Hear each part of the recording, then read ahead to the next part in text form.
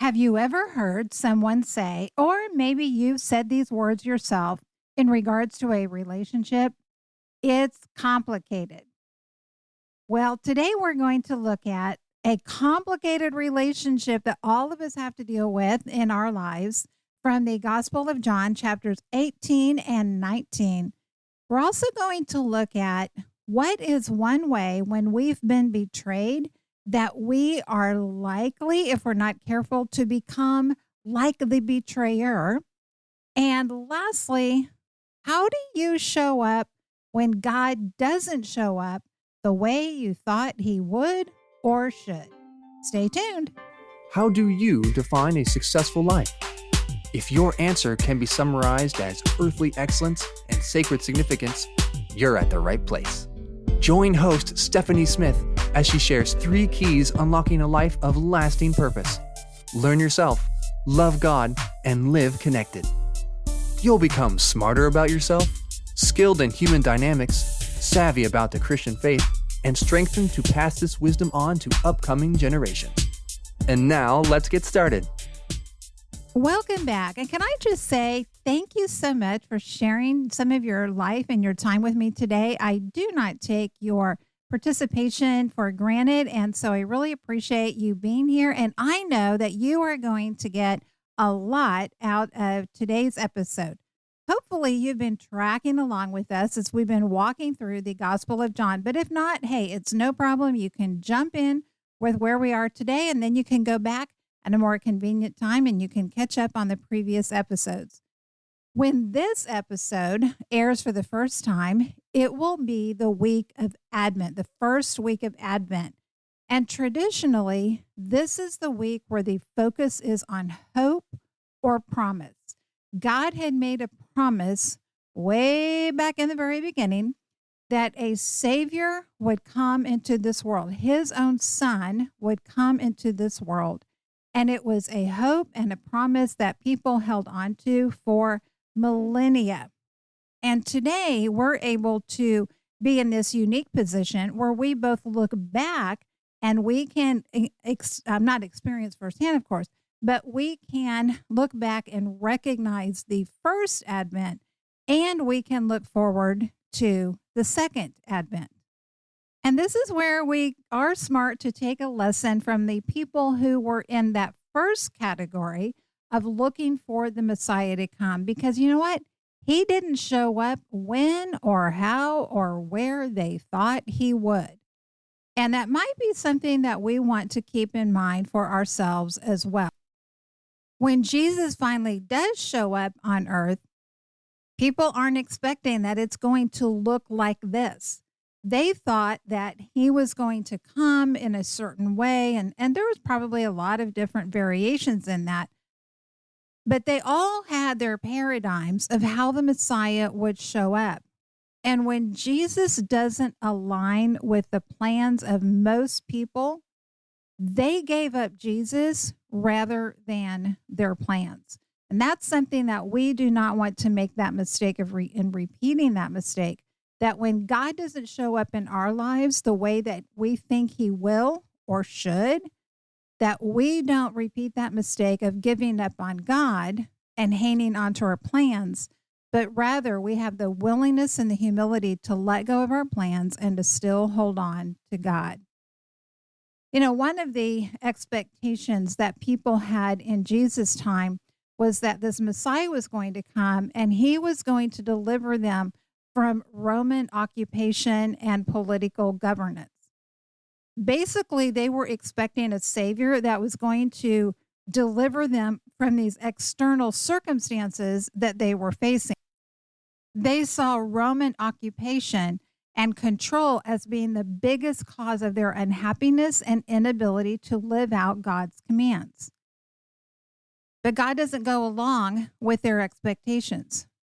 He came to provide salvation first and foremost from our internal conditions, from what's going on in our heart.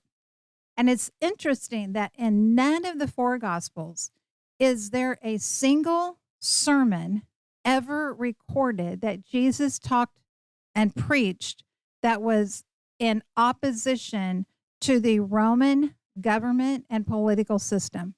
Not once. That's something we might want to keep in the back of our minds, especially as we're going into an election year next year here in the United States. But what we can all relate to is that we all have expectations and ideas of how God is going to show up in our lives, in our family, in our community, in our church, and in our world.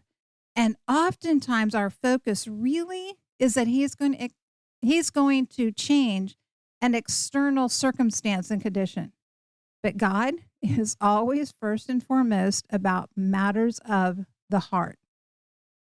And what we see, at least with one of Jesus' disciples, Judas Iscariot, is that when Jesus doesn't eventually come around to being the Messiah that Judas has envisioned, he turns to betrayal. Now, there's been a lot of speculation in different books or movies or whatever about what really motivated Judas. Did he betray Jesus thinking that he was going to try to force some political showdown and Jesus was finally going to have to step into this political powerful role and overthrow the Romans? Was it nothing but just jealousy and greed over Jesus' popularity? Was it a matter that he was still so angry because of what he considered the waste of the perfume that was used and poured out in what he saw as an extravagance and an extravagant waste? And he's just so angry about this that he decides he's going to resort to selling Jesus out. The truth is, we don't know because the Bible is actually pretty silent on Judas.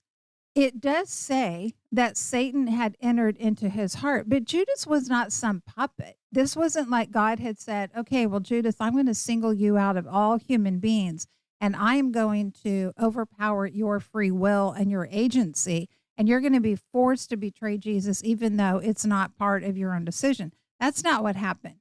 So Judas fully cooperated with the temptations that Satan had put before him. But whatever Judas's motivation, he decides he's going to take matters into his own hands. And so after Jesus has had this Passover week meal with his disciples, and they're done in this upper room, and they've all had this wonderful time together. Judas had been there for part of it, and then he had left. So he had not been present for the final round of teaching that Jesus had given to the rest of his disciples. They all leave and they go to this garden, what we call the Garden of Gethsemane. And the Bible tells us that this was a familiar place where Jesus often went with his disciples. And this is the place where Judas shows up with this band of armed guards. He doesn't just show up with 2 guards. He shows up with a whole entourage of guards. There's a couple of things for us to learn about this in our own lives. The first is this: betrayal usually comes in familiar places. And I don't just mean geographical places, but I mean a person who knows the places of our heart, who knows our hopes, our dreams, our strengths, our weaknesses, our habits. A person who knows us will typically betray us in the places that are familiar to us. They will take advantage of the knowledge that they have about us and use that to try to trap us, to betray us, to take us down a notch, to put us in our place, and all the other forms of betrayal that exist. And because we are honest people, we all recognize that we have as much of a capacity to be a betrayer as to be betrayed. And this is where we want to always be on guard that we don't weaponize the information that we have about other people, that the more intimate that we know them, the more guarded we are with that knowledge, so that we never get placed to the temptation to betray them in a small way or in a big way by weaponizing the knowledge that we have about them. A second thing that we see in this story is that betrayers usually get others to come along with them. They want other people to take their side, to hear them out, to align with them, to turn against whoever it is that they are betraying. And this is also where we have to be careful, because isn't it tempting when we've been betrayed to want to let everybody know our side of the story. We want everybody to rally to us.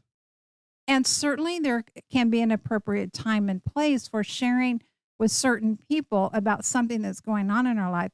But that's very different from we just want everybody to come and to side with us and to freeze out the other person or group of people.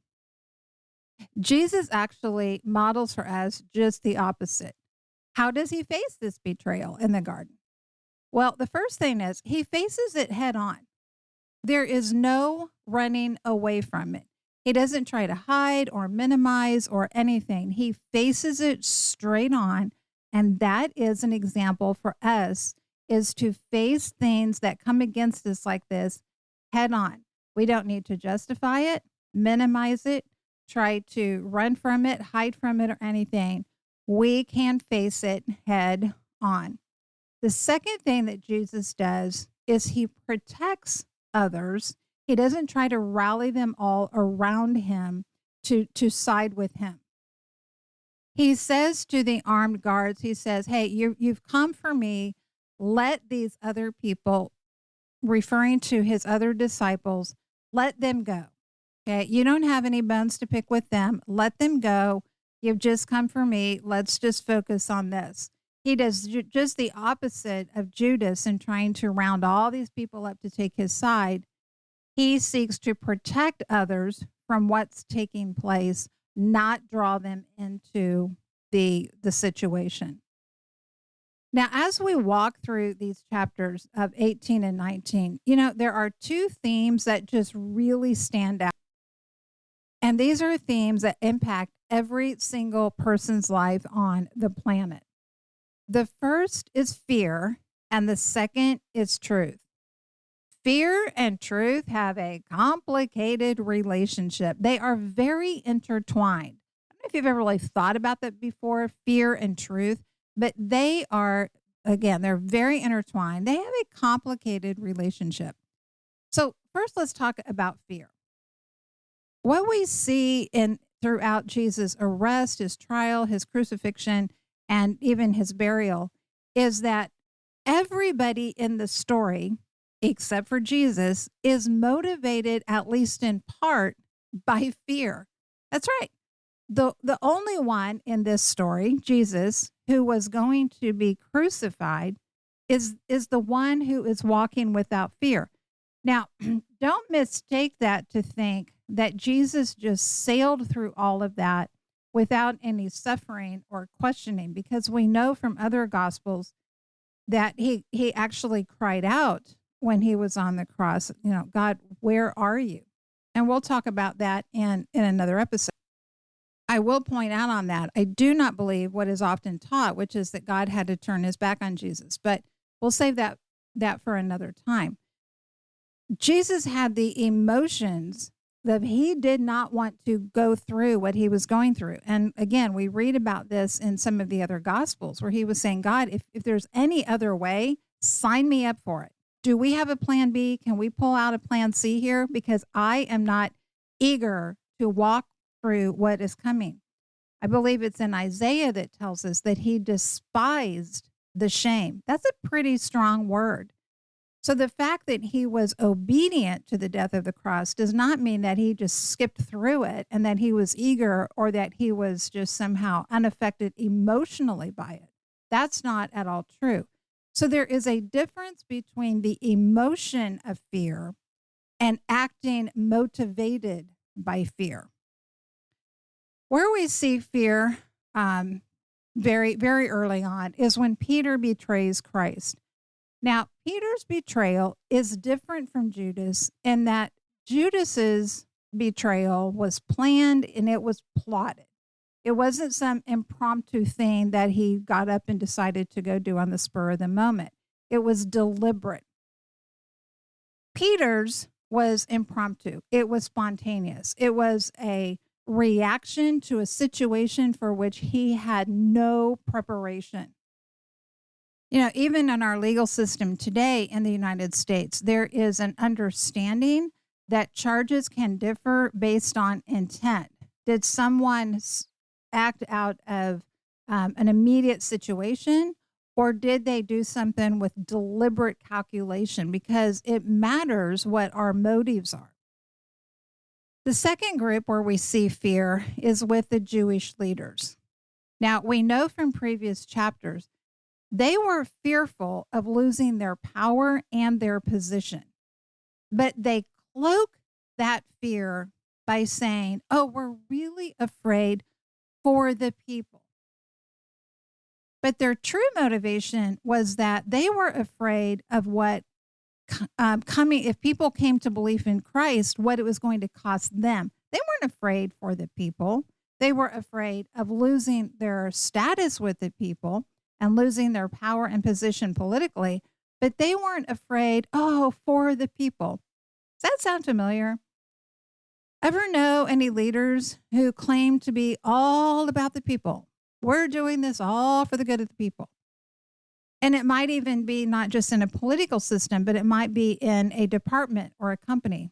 Oh, we're enacting these policies for the benefit of our people. And all the people are sitting there kind of going, I don't know who you've been talking to, but this isn't going to help us out any. It looks to me like this policy is really going to help you all out.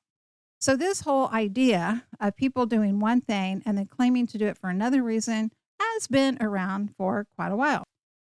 And sadly, yes, this even happens in churches where leaders are like, oh, we're doing this for the good of the congregation. We're doing this for the good of the church. And you kind of look at it and go, seems to me that that's got a lot of benefit for you. I'm not too sure how that is for everybody else. So that's nothing new when it comes to positions of power and influence. And that's exactly what the Jewish leaders were doing there. Another person that we see that was motivated by fear, again, not only fear, but definitely fear factored into this, and this is Pilate. Now, Pilate is this governor by Roman rule, and make no mistake, to be sent to this nation of Israel to be the governor in this area, this was not a plum political assignment. This was like a serious downgrade. Okay, we're going to send you over there to that backwater area that's just a pain in our side because those Jews just won't settle down and just accept that we are in charge and just go on and let us do our thing. Why do they keep trying to revolt? So Pilate's in this place, which he's at first annoyed by what's going on with Jesus' trial. He fully recognizes the political power struggle that's really going on here. He ascertains very quickly that the Jewish leaders want Jesus gone because they're envious, not because they're really concerned about the welfare of their nation or of that Roman territory. So the Jewish leaders just began by expecting he's just going to sign off. Okay, we've sent you the documentation. Here's the person. Just sign right here on the dotted line, please. You don't need to read the fine print. You don't need to ask any questions. Just sign here and we'll be off. Now, don't make any mistake that thinks that Pilate was somehow such a moral individual, that the only people he ever had crucified or signed off on their crucifixion was if they were somebody that had really, truly proven themselves to be a threat to Rome. Pilate had a vicious and bloody history of crucifying hundreds, if not thousands of people and lining them up as a statement to say, don't mess with me. So why does he have any issue here signing off on the death of this one individual? Well, we don't know all of that for certain, except we might somehow guess that it is because God is at work in this situation. And what we see with the Jewish leaders is they become more and more hostile, and they become more and more threatening to Pilate. They at first just show up, again, kind of asking, just kind of in this, okay, yeah, it's no big deal. Just sign here for the crucifixion, please. And then as Pilate does not go along with them, and there's this political power struggle going back and forth, then they start upping their threats. And one of the things that they claim is they say, Jesus has said that he's the Son of God. And when Pilate hears this, he's afraid. Why is he afraid? I mean, in today's time, if that happened, we would just tend to go, yeah, right, bud. Okay, so this is someone who is not in touch with reality, and we would just kind of, write him off. So why doesn't Pilate do that? Why doesn't he say, well, clearly that just means this guy's loony, and so even more of a reason to either A, crucify him and get rid of him, or B, to just not crucify him because, okay, so he's wacky, but he seems to be pretty harmless. He doesn't respond either of those ways because of the Roman religious beliefs. Even though every single Roman didn't have the exact same religious beliefs, still there was these cultural beliefs that said there were many gods and goddesses, and what we would refer to today as Roman mythology. But there was genuine belief that there were gods and goddesses, and you'd better stay on their good side, or else they would get ticked off with you and they would decide to pick a fight with you, and they would wipe out your crops, or they would give you a disease or any number of other things. But if you kept them on your good side, then you would have good health and prosperity and children, and your crops would thrive and all of that. What complicated all of this was that the gods didn't all get along. So sometimes you kind of had to pick which one you were hoping you were going to be able to keep and stay in their favor, because if they got into a fight with another god or goddess, well, then you could kind of get caught in the crosshairs. It was a very fear-based religious system, incredibly fear-based. Fear is very powerful, though. Make no mistake that just because something is not right doesn't mean it's not powerful.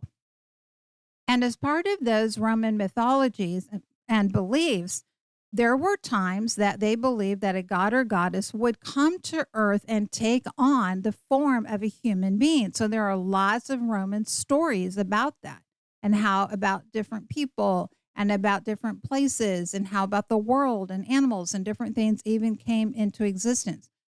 So for Pilate, this is a very real threat. This is a very real concern. He doesn't just go back in and talk to Jesus and ask him where he's from, because he's trying to, plot where he is on a geographical map of the Roman Empire. He is concerned at this point that he might be dealing with a deity who's just showed up in human form, which is ironic because that's exactly who he was dealing with. He was dealing with a deity in human form, and yet not as he thought it would ever be. This makes him even more eager to release Jesus.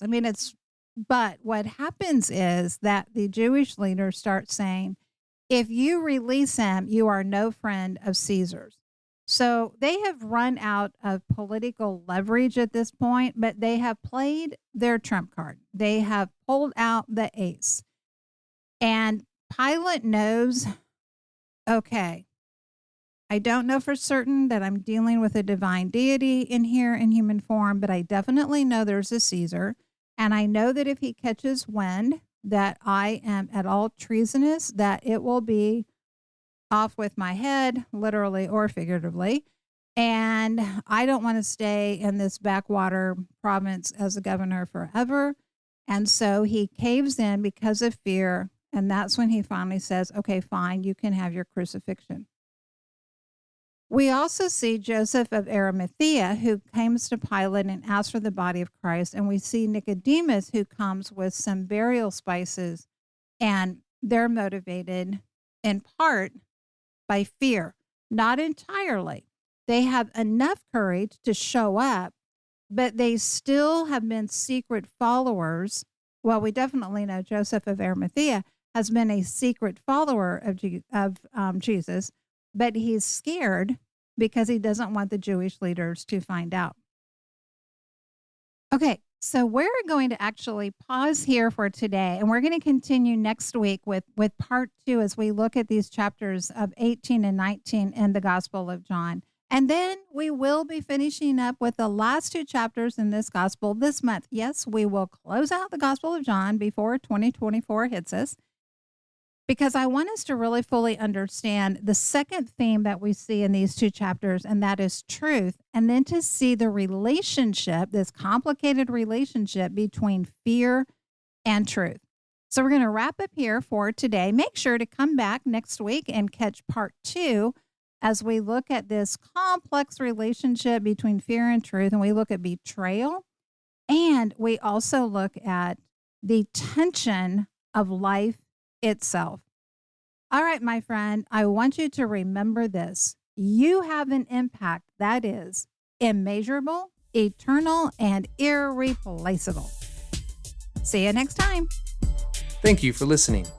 For information on speaking engagements and other resources, visit the website at stephaniepresents.com. Remember, learn yourself, love God, and live connected.